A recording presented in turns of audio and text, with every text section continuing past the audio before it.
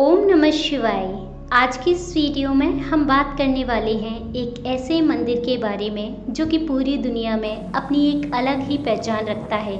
यहाँ प्रतिदिन एक ऐसा अद्भुत दृश्य देखने को मिलता है जिसके साक्षी बनने दूर दूर से भारी संख्या में श्रद्धालु यहाँ एकत्रित होते हैं। हम बात कर रहे हैं गुजरात राज्य में स्थित स्तंभेश्वर महादेव मंदिर के बारे में। यह भगवान शिव शंकर जी का प्राचीन मंदिर है। यह दिन में 2 बार अदृश्य हो जाता है और कुछ समय उपरांत पुनः प्रकट हो जाता है। इस कारण से इसे गायब मंदिर के नाम से भी जाना जाता है। स्तंभेश्वर महादेव मंदिर गुजरात राज्य के बड़ोदरा जिले से 85 किलोमीटर दूर जंबूसर तहसील के कावी कंबोई गांव में स्थित शिव मंदिर है। यह अरब सागर के पश्चिमी किनारे पर स्थित है। समुद्र किनारे पर स्थित होने के कारण इसका सौंदर्य देखने लायक है। इस मंदिर की खोज आज से लगभग 150 साल पहले हुई थी। स्तंभ पर बने होने के कारण इसका नाम स्तंभेश्वर महादेव मंदिर पड़ा। इस मंदिर में शिवलिंग स्थापित है जिसकी ऊंचाई 4 फुट और व्यास 2 फुट है। स्तंभेश्वर महादेव मंदिर प्रतिदिन गायब हो जाता है। ऐसा यहाँ सदियों से होता आ रहा है, किंतु इसका गायब होना कोई चमत्कारी घटना नहीं है। यह एक प्राकृतिक घटना है। समुद्र में आने वाले ज्वार भाटा के कारण यह मनोरम और चमत्कारी दृश्य श्रद्धालुओं को देखने को मिलता है। समुद्र में जब भी ज्वार चढ़ता है, शिवलिंग सहित पूरा मंदिर जलमग्न हो जाता है। ज्वार उतरने पर मंदिर पुनः दिखाई देने लगता है। ऐसा दिन में 2 बार सुबह और शाम होता है। इस अलौकिक दृश्य को देखने के लिए बड़ी संख्या में श्रद्धालु यहाँ आते हैं। श्रद्धालुओं का मानना है कि इस मंदिर में स्वयं शिव शंभु विराजते हैं, इसीलिए प्रतिदिन 2 बार समुद्र देव उनका जलाभिषेक करने आते हैं और जलाभिषेक कर वापस लौट जाते हैं। ज्वार के समय मंदिर के जलमग्न होने के कारण दर्शन करने आए हुए श्रद्धालुओं को जल के उतरने की प्रतीक्षा करनी पड़ती है। जल उतरने के पश्चात ही मंदिर में प्रवेश की अनुमति होती है।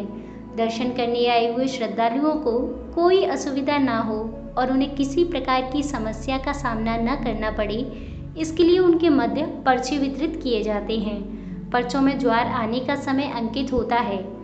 इस मंदिर के मनोहारी दृश्य को देखने यहाँ सुबह से शाम तक लोगों की भीड़ जमा होती है।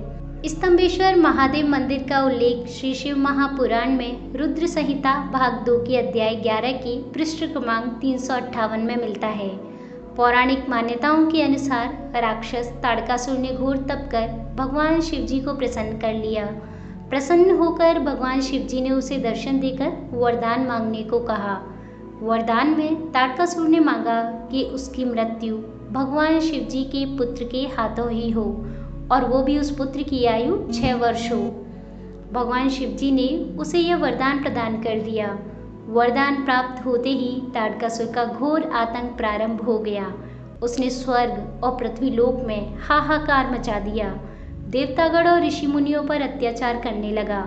उसके अत्याचारों से त्रस्त देवता और ऋषि मुनि महादेव जी की शरण में पहुंचे और अपनी प्राणों की रक्षा के लिए विनती करने लगे।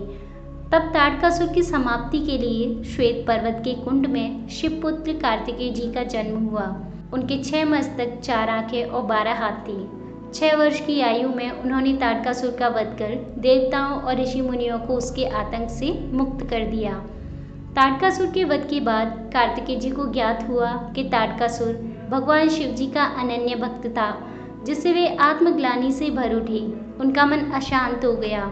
तब भगवान शिव जी ने उन्हें अपना मन शांत करने हेतु ताड़कासुर के वध के स्थल पर शिवालय बनाने का परामर्श दिया।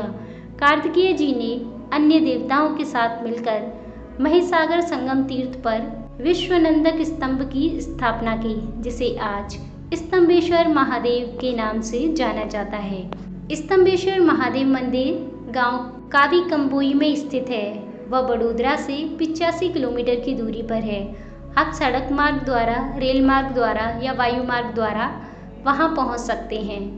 कावी कंबोई गांव बड़ोदरा, भरूच और भावनगर से सड़क द्वारा जुड़ा हुआ है। स्तंभेश्वर महादेव मंदिर के दर्शन के लिए इन स्थानों से प्राइवेट कैब लिया जा सकता है।